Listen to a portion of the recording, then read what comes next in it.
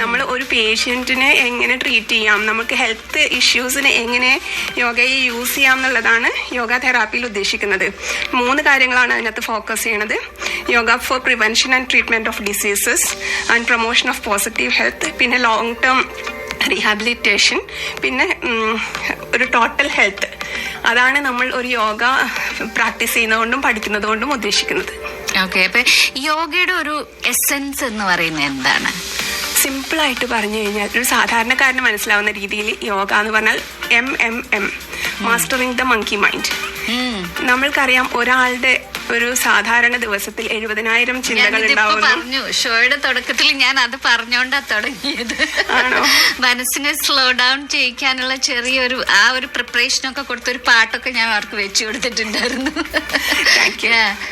ഒരാൾക്ക് 70,000 ചിന്തകൾ ഉണ്ടാവുമെന്നും അതിനകത്ത് 99% ചിന്തകൾ നെഗറ്റീവ് ആണെന്നും അതിനകത്ത് തന്നെ 90% റിപ്പീറ്റേറ്റീവ് ആണെന്നും അറിയുമ്പോൾ നമുക്ക് മനസ്സിലാവും അതിനെ എങ്ങനെ പോസിറ്റീവ് ആക്കണം, അത് എങ്ങനെയാണ് നമ്മുടെ ഡെയിലി ലൈഫിൽ കൊണ്ടുപോകേണ്ടത്.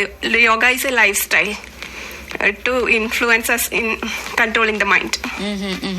Only the soul comes to us when we die. അതാണ് ആത്മബോധം എന്ന് പറയുന്നത്.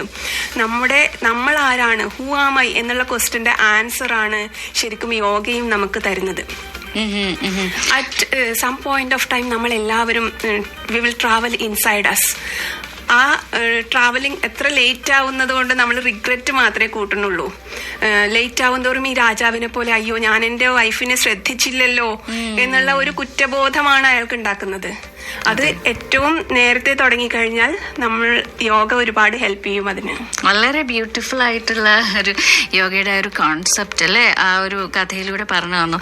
അതുപോലെ മറ്റൊരു കാര്യം എനിക്ക് ഇൻട്രസ്റ്റിംഗ് ആയിട്ട് തോന്നിയത് ശ്രീജയടുത്ത് സംസാരിച്ചപ്പോൾ the beauty of closing your eyes എന്നുള്ളതായിരുന്നു. അതിനെ കുറിച്ചിട്ട് ഒന്ന് പറയൂ. പണ്ട് കാലത്തൊക്കെ നമ്മൾ കുളത്തിൽ കുളിച്ചിട്ടുമൊക്കെ വളർന്ന ആൾക്കാരാണ്.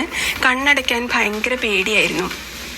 എന്തുകൊണ്ടാണ് നമ്മൾക്ക് കണ്ണടയ്ക്കാൻ അറിയാത്തത് അല്ലേ? നമ്മൾ ബ്രീത്തിൽ ശ്രദ്ധിക്കാത്തത് കൊണ്ടാണ്.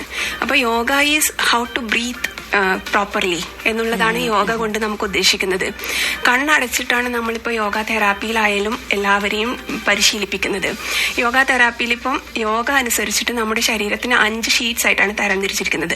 അന്നാമയ കോശ, പ്രാണാമയ കോശ, മനോമയ കോശ, വിജ്ഞാനമയ കോശ, ആനന്ദമയ കോശം. അന്നാമയ കോശം ഫിസിക്കൽ ബോഡി, പ്രാണാമയ കോശം is breathing, manomaya kosha is mental sheet, and vijnanamaya kosha is knowledge sheet, and the last one is anandamaya kosha, ഇത് അൾട്ടിമേറ്റ് bliss.